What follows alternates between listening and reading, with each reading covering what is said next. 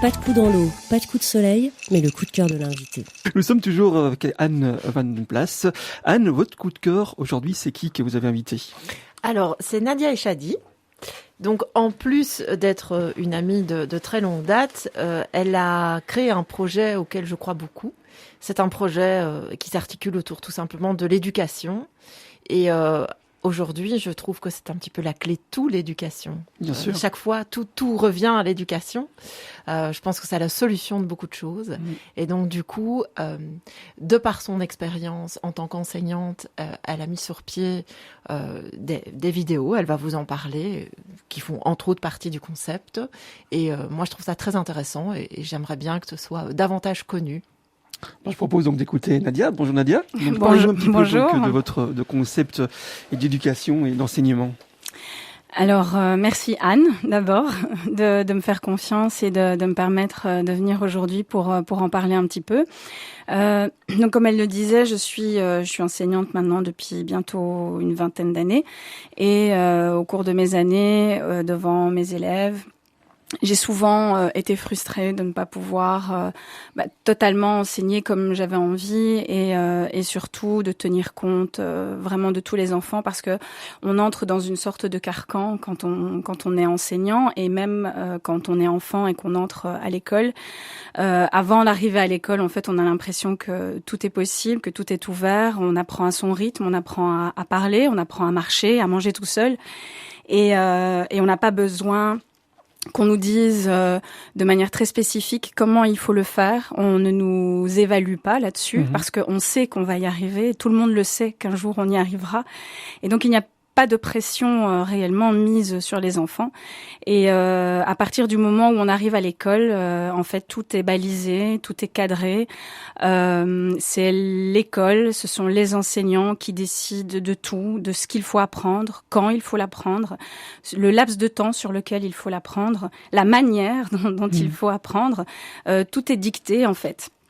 Et donc, petit à petit, les enfants doivent s'adapter et doivent entrer dans le moule qu'on a créé pour eux.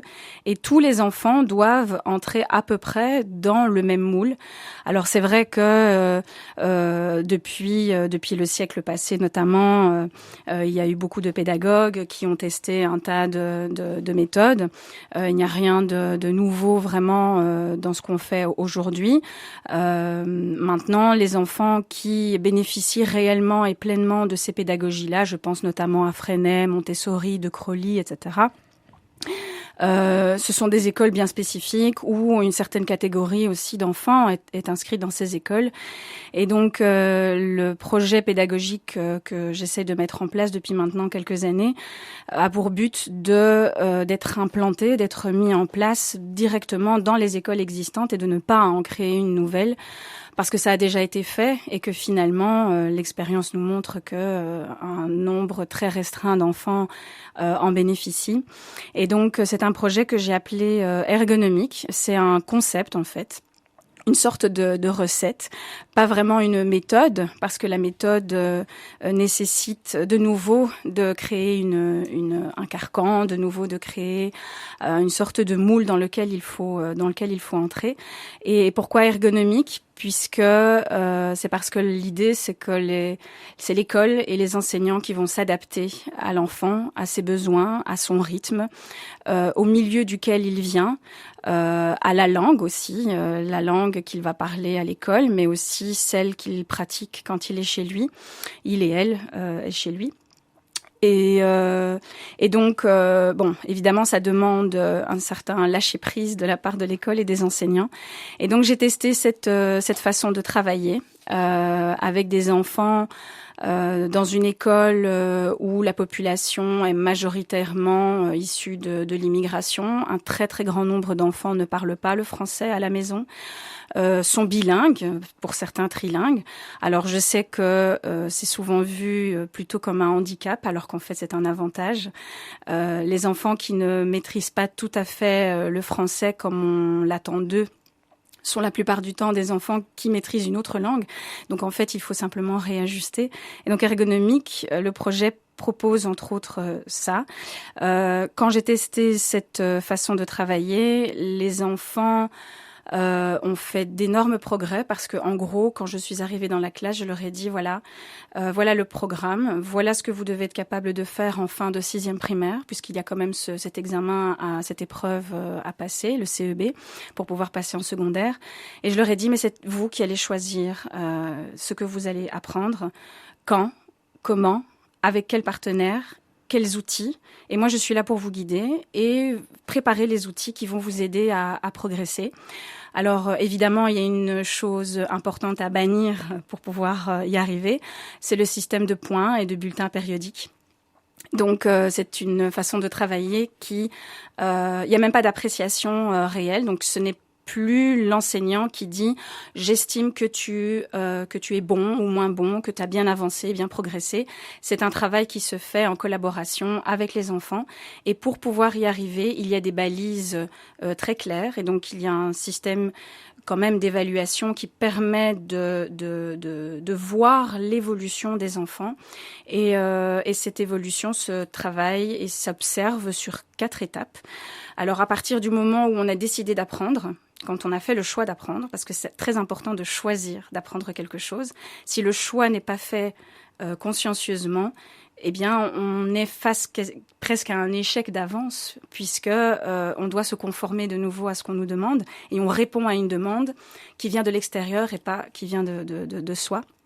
Donc à partir du moment où l'enfant a fait le choix d'apprendre quelque chose, il a une grille d'évolution. Et la première étape de cette grille, c'est l'initiation, c'est le démarrage, c'est la découverte de ce que l'enfant va apprendre. La deuxième étape, c'est la construction.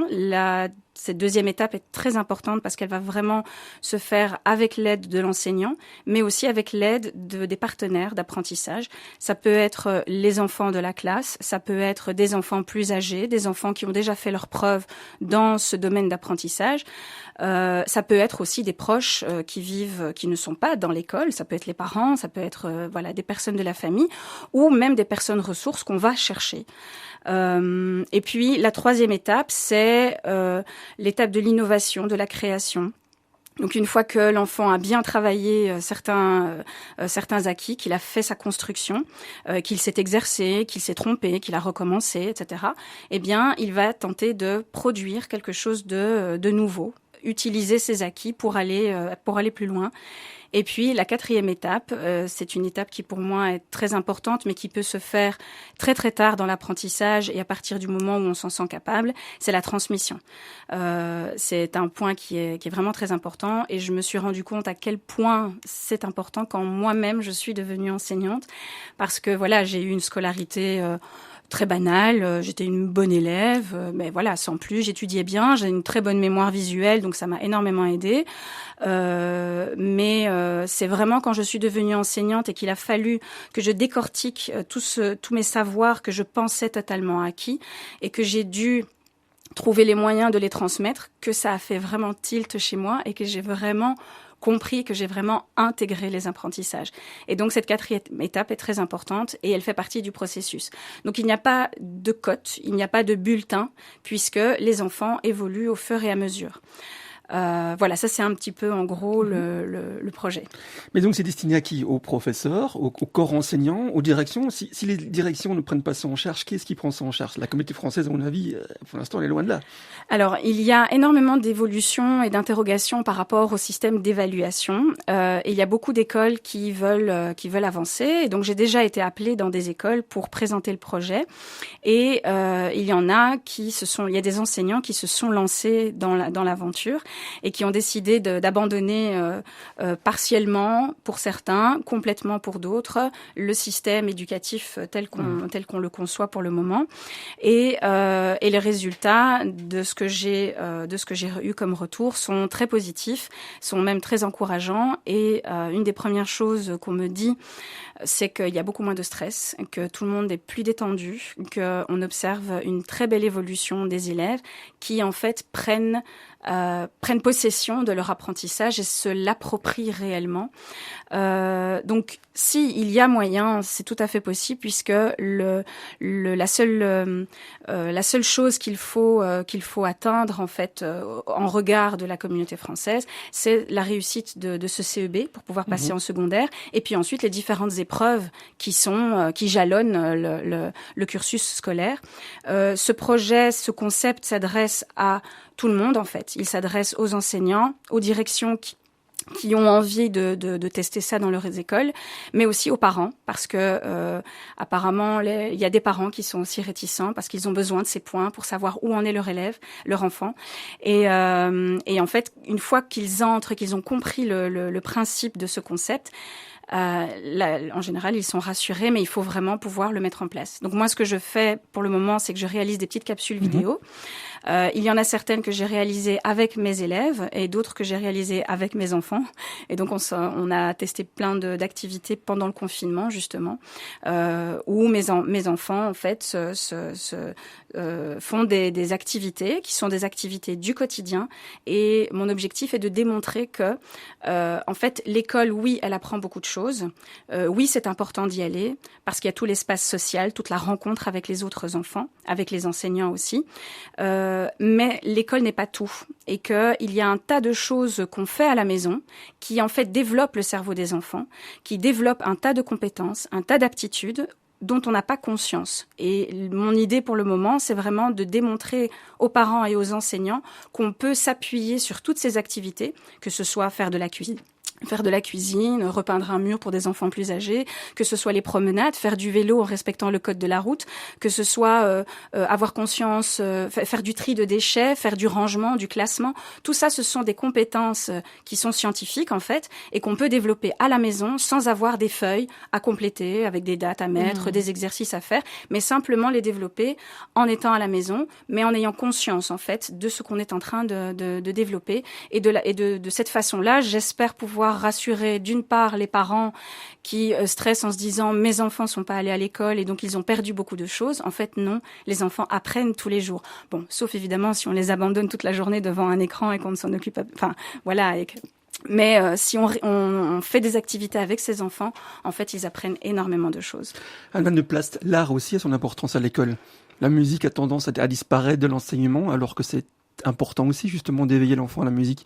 Ça touche à plein de matières, notamment la mathématique aussi, hein, sur la composition, il y a quelque part mais tout à fait. un rapprochement. J'ai d'ailleurs déjà entendu des professeurs qui se servaient d'une pièce de théâtre et du montage du décor et de la manière dont était appréhendé l'espace pour faire des mathématiques. Exactement. Donc oui, bien sûr, c'est tout le temps en lien. Mais non, dans l'avenir, avec il y a une forme de restructuration qui est en train de se mettre en place, et justement l'art a une place quand même plus importante dans l'avenir au niveau de l'enseignement, parce que les professeurs y tiennent aussi, et c'est vrai que c'est le type de sortie qui peut vraiment être très riche, d'aller voir une pièce avec ses élèves, d'aller voir un concert, Donc oui, évidemment que ça a toute son importance. C'est aussi de l'éducation. On sait aussi faire passer énormément de messages par le biais de l'art. Alors les écoles qui seraient intéressées par votre projet, ils peuvent se renseigner où ? Alors ils peuvent. Bon, pour le moment, j'ai surtout une page Facebook et une chaîne YouTube. Alors la page Facebook s'appelle Ergonomique, tout simplement, et la chaîne YouTube, c'est mon nom, Nadia Echadi, et j'y publie régulièrement des petites capsules vidéo qui font en général entre 4 et 7 minutes, où je développe en fait justement les différentes activités. Il y a à chaque fois des petits conseils que j'essaie d'apporter. Ergonomique, c'est avec C. Hein. Oui, avec C. Oui. Donc ergonomique qui se termine avec C. C'est l'ergonomique concept. J'ai aussi une page LinkedIn sur laquelle je propose différentes choses également. Et donc je peux me rendre disponible pour aller dans les écoles, présenter le projet et éventuellement, si l'école accroche, suivre le projet tout au long de l'année. Merci beaucoup pour ce magnifique projet. Merci de l'invitation. Qu'il aura un écho positif via notre antenne.